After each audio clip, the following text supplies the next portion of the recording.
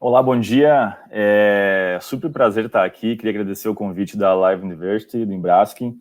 É sempre uma satisfação participar deste evento.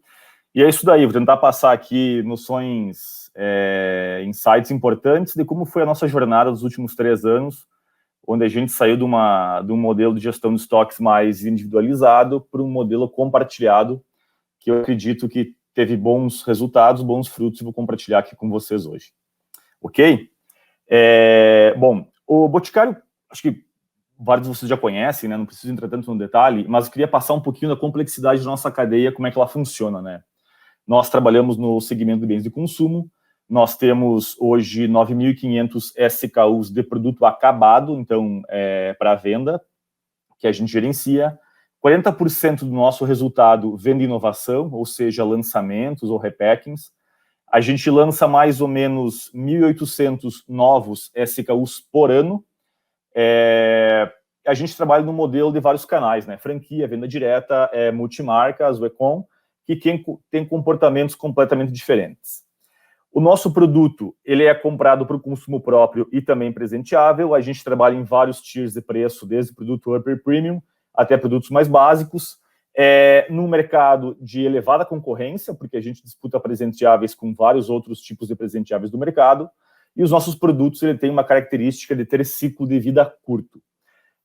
Da nossa cadeia, hoje, a gente gerencia mais ou menos 25 mil insumos para compor esses 9.500 SKUs de produto acabado, e a gente concorre nos mesmos fornecedores que os nossos concorrentes, e basicamente o nosso modelo é make to stock.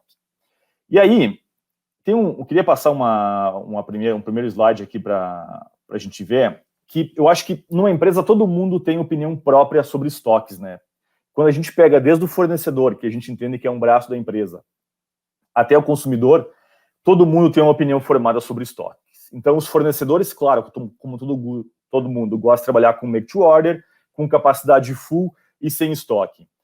Pessoal de compras quer comprar lotes grandes para ter um melhor custo de reposição e trabalhar daí com elevados estoques. A produção gostaria de ter poucos setups e um portfólio enxuto somente de itens com alta produtividade. A logística gostaria de transportar somente caixa fechada ou pallet fechado e consolidando cargas. O financeiro sempre gostaria de reduzir um pouco mais o capital empregado de estoques, porque ele entende que tem oportunidade. O comercial entende que gostaria de ter um bom nível de serviço, independente se as vendas sejam concentradas só no final do mês.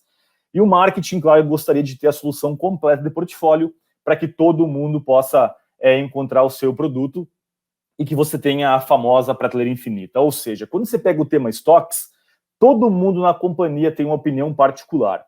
E aí, quando a gente olha os conflitos tradicionais das empresas lá, pela Apex ainda, copiei esse chart da Apex somente traduzir para o português. Quando a gente olha marketing e vendas, gostariam de ter um nível de serviço alto, com um portfólio completo, e isso acontece com o incremento de estoques. A manufatura gostaria de não parar nunca de ter setups curtos, lotes grandes, e com isso também o estoque aumentaria. A logística, como eu já falei, gostaria de consolidar o máximo das entregas para ter uma eficiência melhor do custo, e com isso também o estoque cresceria.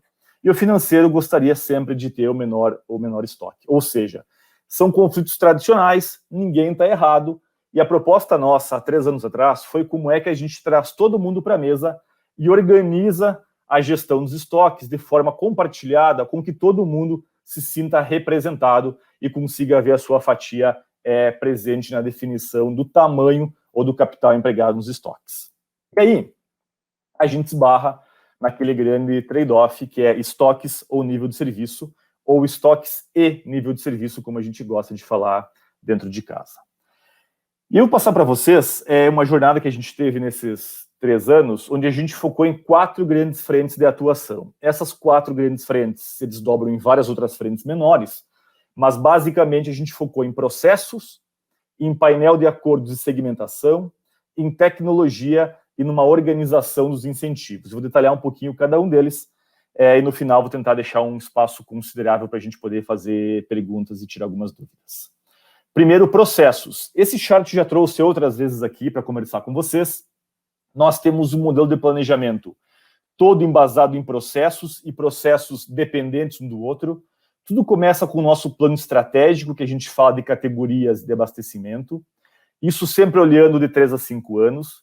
Desdobra num footprint, onde a gente discute capacidade de CDs, fábricas, posicionamento, expansão de geografias. Isso desdobra na configuração da cadeia, que é como é que a gente otimiza a cadeia, levando em consideração questões tributárias, fiscais, logísticas, de sustentabilidade e produtividade dos ativos. Isso desdobra no SNOP, desdobra no SNOI, e aí vai para a execução, propriamente dita, e para o abastecimento, para o DRP. Ou seja, cada um desses processos trabalha com um nível de agregação diferente, ou seja, de SKU até família categoria, e também trabalha com decisões que são tomadas com o passar do tempo. O que isso quer dizer? Não existe processo solto.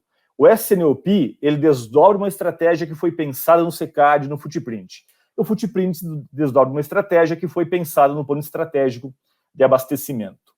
Ou seja, o estoque nosso começa a ser definido quando eu monto uma estratégia. Ou seja, eu vou querer crescer em categorias, por exemplo, maquiagem, que são categorias com extenso portfólio, que trabalham com coleções, ou seja, eu sei que eu não vou ter um giro de estoque tão alto, dada a característica desta categoria.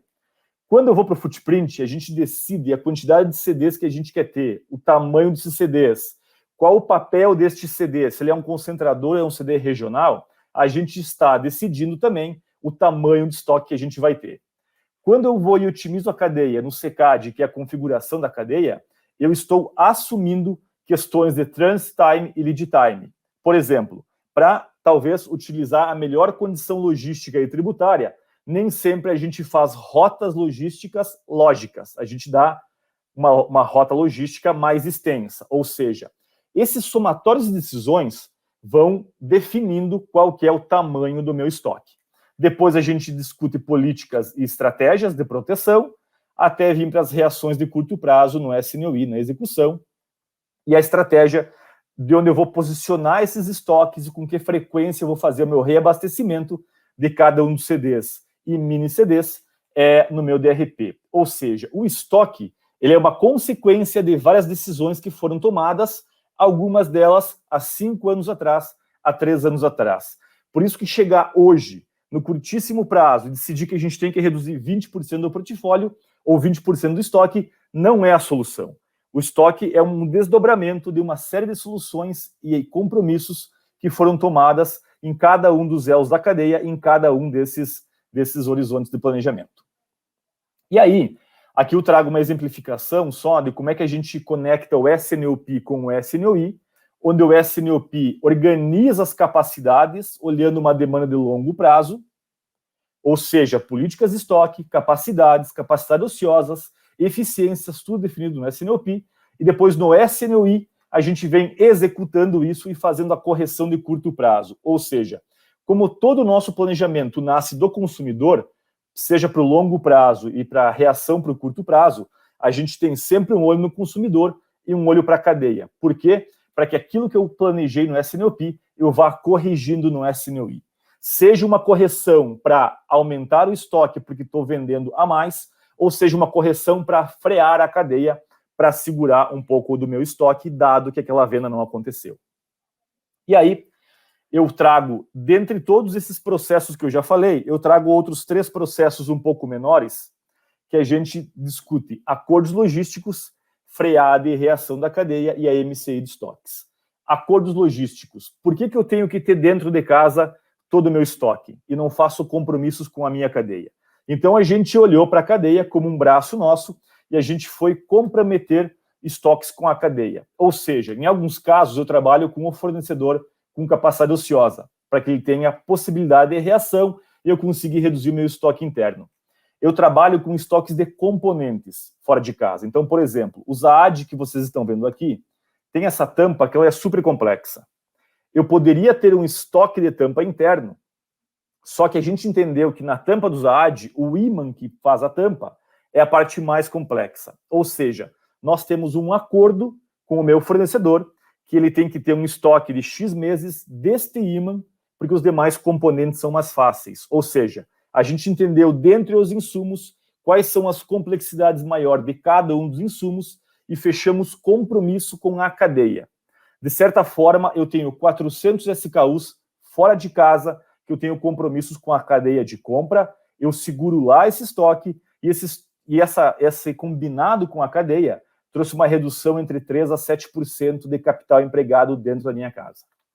Freada e reação da cadeia. Quando comentei, o nosso SNOI tem um Demand Sensing que está de olho na venda diária do que está acontecendo para saber se a gente reage ou freia a cadeia. A gente trouxe no último ano 17% de toda a receita líquida do grupo através de reações de curto prazo. Ou seja, que eu tinha a cadeia organizada sem ter estoque em casa, através dos acordos logísticos, e a gente conseguiu reagir a essa cadeia e 17% da receita líquida veio através disso. Outros 10% a 25% do under sales que a gente teve, a gente conseguiu frear a cadeia.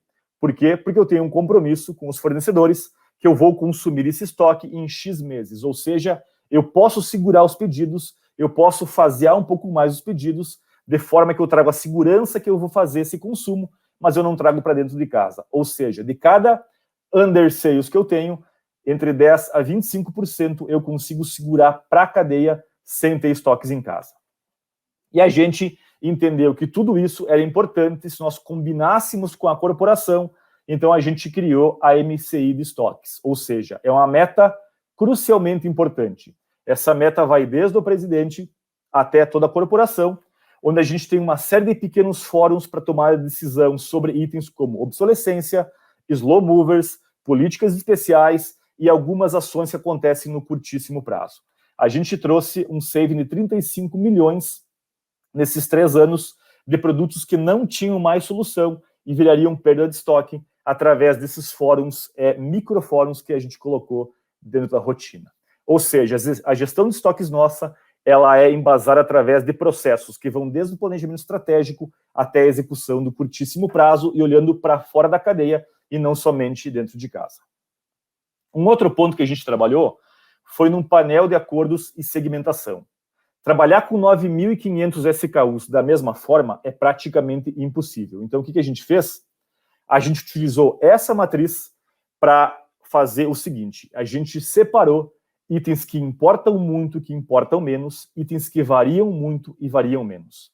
Para isso, a gente utilizou a nossa curva ABC, onde na curva A a gente tem os SKUs que respondem entre 75% a 85% do resultado da companhia, a curva B e por diante a curva C, ou seja, da maior importância para menor importância, e a gente utilizou o coeficiente de variação da demanda. Não é o item que erra mais, mas sim o item que mais varia. Itens que variam pouco são itens que a gente usa em poucas promoções ou talvez com promoções de baixo percentual de desconto. Itens que variam muito, a gente faz muita promoção, a gente dá descontos progressivos e descontos maiores. Ou seja, com essa matriz, a gente passou a considerar da seguinte forma: os 9.500 SKUs foram plotados aqui e a gente começou a equilibrar otimização de custo dos caras que importam, equilibrar investimento com possibilidade de ter reação, itens de menor importância. A gente começou a entender que se eu tenho condições eu reajo, se eu não tenho condições eu não reajo, sem prejudicar a cadeia. A gente traduziu essa matriz, uma matriz técnica, nessas 4 cadeias, e até coloquei uma figurinha aqui para exemplificar. Cadeia responsiva, curva A, de itens com altíssima variabilidade. A gente trabalha com a cadeia ociosa, com overstock, com uma altíssima frequência de planejamento e uma busca por um elevado nível de serviço. Cadeia eficiente, curva A, que ela é estável. Os SKUs não têm grande variação. Para isso eu consigo trabalhar lotes grandes, poucos setups, linha dedicadas na fábrica, VMI e just-in-time com a minha cadeia e elevado nível de serviço. Ou seja, com a fábrica a gente vai discutir produtividade na cadeia eficiente, mas a gente vai discutir sim ter ociosidade na cadeia responsiva. E aí a cadeia customizada ou estática ou dinâmica é a curva B, curva C, geralmente mais curva C, onde são os caras que menos importam para o resultado. E para a cadeia estática eu consigo trabalhar com baixos estoques, com baixa frequência de planejamento e até ter um nível de serviço adequado. E para a cadeia customizada dinâmica, este sim, eu trabalho com baixo nível de serviço, esses caras vão ter ruptura frequente, e caso eu tenha a cadeia organizada, eu vou atender, senão eu não vou ficar reagindo para isso daqui. De forma que a gente conseguiu colocar os 9.500 SKUs nessa matriz, e a gente tem agora 4 clusters de tratamento. Ou seja, os caras que importam muito para a companhia estão na cadeia eficiente ou responsiva. Quem importa menos está na estática ou na dinâmica. De forma que a gente tem capacidade ociosa, flexibilidade, painel de acordos, ociosidade, excesso de estoque para a responsiva. A gente busca CPV baixo e eficiência na eficiente, e para os demais a gente se permite ter um nível de serviço menor.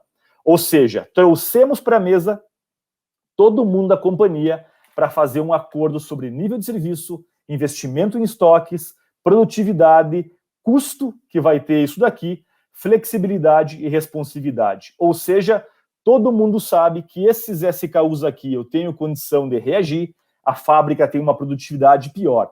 Esses caras aqui são caras estáveis, a gente tem a melhor produtividade, os lotes são altos, são o menor CPV. Esses caras do canto inferior direito, customizado dinâmico, se variar muito, eu vou ter ruptura, eu não vou correr atrás para entender, eu não vou colocar frete aéreo. Ou seja, nós trouxemos para a mesa um modelo de segmentação bastante claro e um painel de acordos com toda a companhia. Aqui na mesa está o marketing, o comercial, quem faz a demanda, o financeiro, a indústria, pessoal de compras. Todo mundo está comprado por esse painel de acordos. O terceiro grande ponto que a gente trouxe nessa nossa jornada de transformação foi uma questão de tecnologia. Nós fomos entender que o módulo I/O do IBP, que é o Inventory Optimization, de todo o IBP, da SAP, a gente foi buscar este módulo e começamos a implantação do IBP por este módulo. Por quê?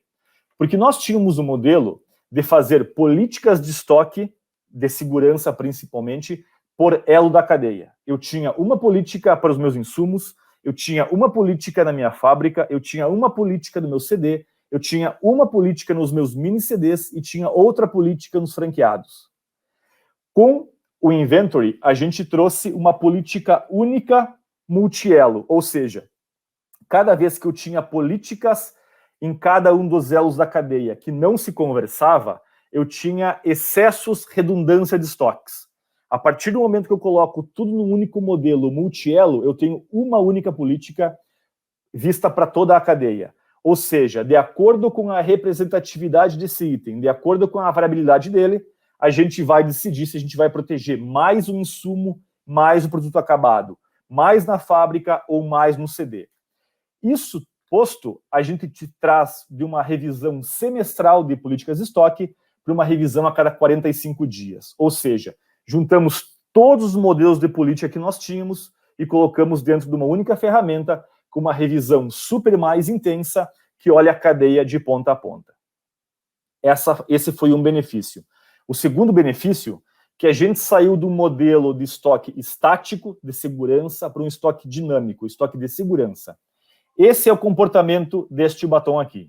Esse batom ele teve 2 promoções, ou ele terá, porque a gente olha sempre para o futuro, ele terá 2 promoções e ele tem esse baseline bastante estável praticamente. Quando ele tem promoção, ele chega a ter uma variabilidade de 15 a 20 vezes o baseline dele.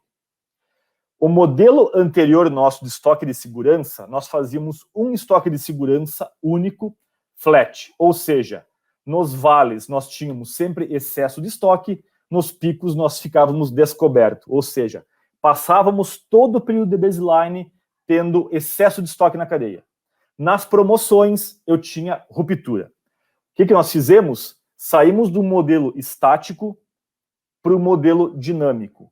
Ou seja, ele olha para frente e ele faz uma projeção que nos vales ele pode ter um estoque de segurança menor, dado que a variabilidade é menor, e no pico ele constrói um estoque de segurança e depois ele desconstrói esse estoque de segurança. Qual que foi a vantagem disso?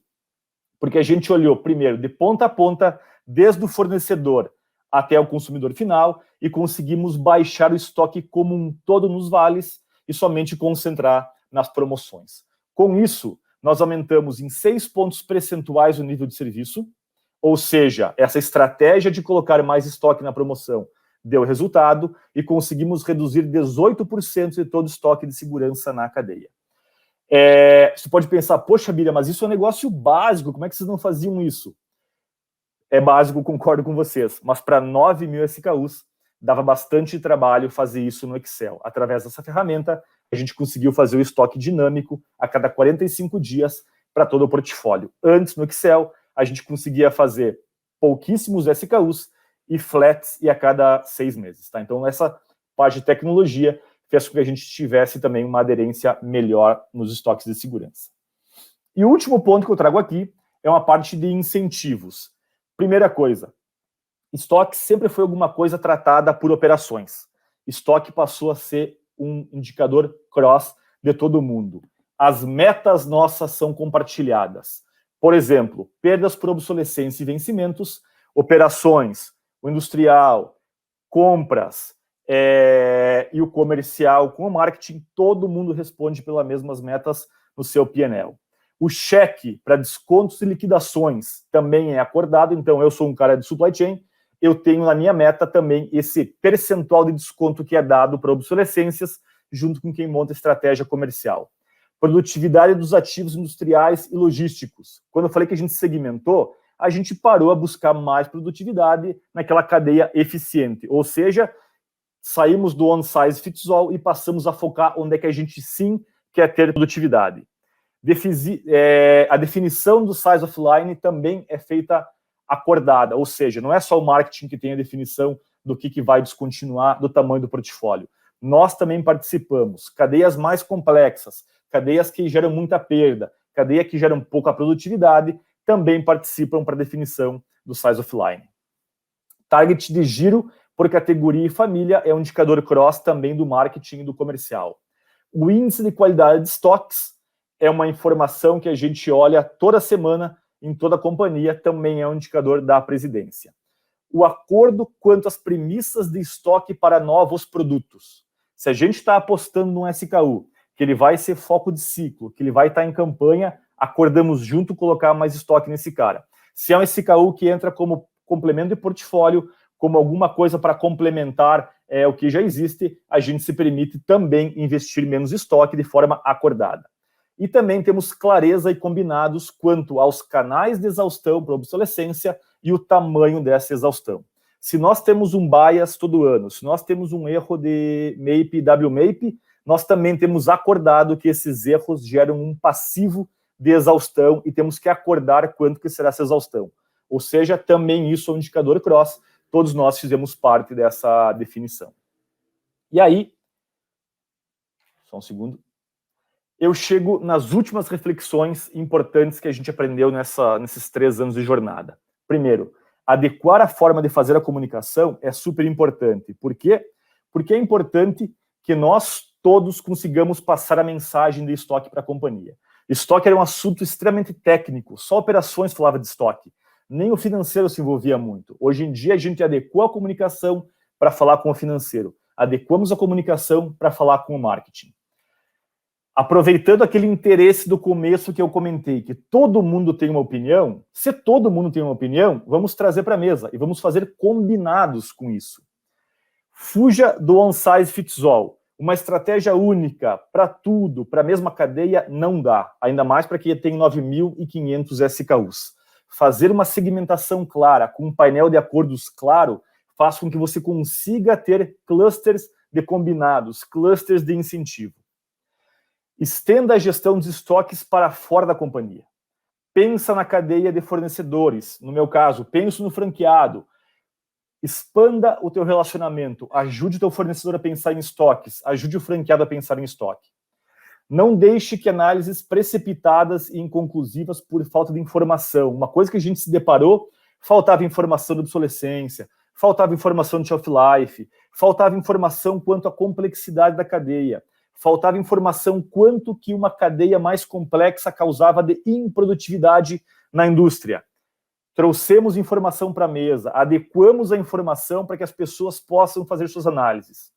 E pensamos em trade-off.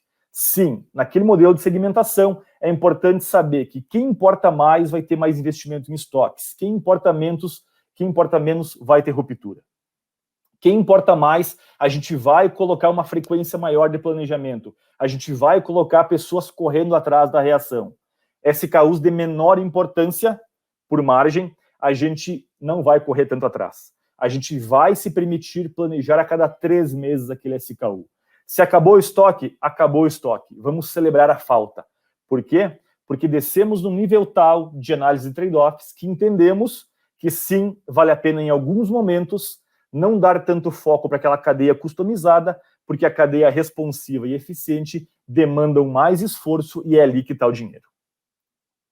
E aí, em grandes números, a gente aumentou em 18% o giro de estoque da companhia desde o início dessa meta crucialmente importante de estoques. Aumentamos 22 pontos percentuais o índice de qualidade de estoque, e eu posso trazer essa informação para vocês. Hoje, 93% do nosso estoque é saudável, ou seja, não tem vencimento nos próximos 12 meses. 17% da receita líquida vem através de reações de uma cadeia que não está com estoque, mas sim está preparada a reagir com estoque de componentes ou capacidades acordadas com fornecedores, e reduzimos 20% da receita líquida, da perda sobre a receita líquida. Ou seja, esses são os 4 principais indicadores que a gente utiliza para olhar estoques no nível da presidência, e os 4 tiveram excelentes resultados nessa jornada. Ou seja, aprendemos que é importante trazer as pessoas para a mesa, é importante democratizar a informação de estoques para a companhia. Fazer segmentação e sair do one-size fits all também é importante. Fazer combinados com a cadeia é muito importante. Garantir os processos é super importante. Não adianta nada a gente decidir que vai ter X CDs e depois querer reduzir estoque. Essas coisas têm que se conversar. Os processos têm que ser um cascateado do outro. E acho que o mais importante, sim, fazer boas análises, fazer trade-off, trazer para a mesa e adequar a comunicação, para mim faz parte do caminho do sucesso. Acabei falando super rápido, mas gostaria de deixar aqui algumas mensagens para vocês daquilo que eu entendo que foi uma jornada até agora com bons resultados para estoque. Ainda é uma jornada longa, a gente quer expandir mais ainda isso, mas a gente está bastante satisfeito com o que a gente conseguiu até agora. Beleza? Pessoal, super obrigado, é uma boa semana para todos vocês, e agora eu fico à disposição para responder alguma pergunta, caso haja. Muito obrigado. Legal, Bira, muito obrigado. Parabéns aí pelos resultados alcançados, realmente resultados muito importantes aí de transformação no Boticário, né? A gente tem uma pergunta aqui do nosso público. O Charles Coregliano pergunta: ter um estoque dinâmico de produto acabado não gera uma necessidade maior de flexibilidade dos fornecedores de insumos? Sim. Como esse alinhamento foi feito? Perfeito, ótima pergunta. E assim, exige. E o fato é, quando a gente começou a pensar em estoque dinâmico, a gente entendeu que a gente ia precisar de flexibilidade para tudo, para a cadeia inteira. E não dá. Então, o que a gente fez? Usou aquela segmentação para saber em quem que a gente vai apostar. Por exemplo, a cadeia responsiva é a principal que a gente trabalha com flexibilidade da cadeia. Ou seja, para aquela cadeia responsiva, os insumos que compõem aqueles SKUs, nós temos acordo logístico, acordo de capacidade ociosa, que eu pago caso não venha utilizar, acordo de estoques de componentes na cadeia. Então, sim, para não fazer para tudo, a gente segmentou e pegou o que a gente entende que é o filé mignon da cadeia para a gente organizar. Lembrando que 78% do resultado nosso vem daquelas 2 cadeias superiores, da eficiente e da responsiva. Ou seja, é 78% do resultado, que dá mais ou menos 14% dos SKUs. Então, é um grupo seleto de caras que a gente olha com carinho, olha toda semana. Legal, essa é a vantagem da segmentação, sem dúvida nenhuma. Perfeito. Né? E aí, deixa eu te perguntar, aproveitando essa linha de segmentação, como é que vocês trabalham? Né? Existem outras ferramentas que são utilizadas também para abastecer os dados dos fatores externos, seja das vendas normais que vocês têm no dia a dia, e também das tendências de mercado? Como é que isso funciona? Como é que isso é interligado a esse novo modelo de negócio de vocês? Sim, perfeito. Uma grande dúvida que a gente teve sobre fazer segmentação era que os modelos que a gente encontrou de segmentação da cadeia sempre olhavam pelo retrovisor. E o comportamento que eu estou tendo este ano, dos lançamentos que eu tive, ano que vem eu não vou ter. Porque o ciclo de vida é curto. Um SKU nosso, ele fica vigente por 24, 36 meses. Ou seja, olhar pelo retrovisor para pensar no cara do futuro é ruim. Então, a gente entendeu que a gente precisava olhar para frente. Para olhar para frente, a gente passou a olhar primeiro o que a gente está pensando de estratégia de categorias para frente. E aí a gente passou a alimentar esse modelo para saber quem serão os curva As do futuro. Então, o curva A que a gente está planejando a segmentação para frente, alguns sim, mas outros não são os curva As de hoje. São os curva As que eu ainda vou lançar, ou aquele cara que eu vou dar uma repaginada nele para ele virar um curva A. Então, a gente olha tendências de consumo, estratégia de precificação e estratégia de posicionamento, porque tem produtos que ele foi lançado, ele não surtiu o efeito que nós esperávamos, mas ele caiu no gosto da população. Então, este cara, dado uma repaginada nele, ele pode ocupar um espaço de destaque que ele não teve no passado. Então, todo esse emaranhado de estratégia de mercado, de consumo de SKUs de portfólio, a gente alimenta o sistema e, sim, faz uma segmentação naquilo que o SKU será no futuro, e não no que ele é hoje. A segmentação que eu rodo hoje, a gente definiu há uns 15 meses atrás. Legal, legal. Muito bacana. Bom, acho que chegamos aqui no nosso final. Te agradeço, Bira, pela palestra. Parabéns aí de novo. Espero contar contigo em próximos eventos aí da live.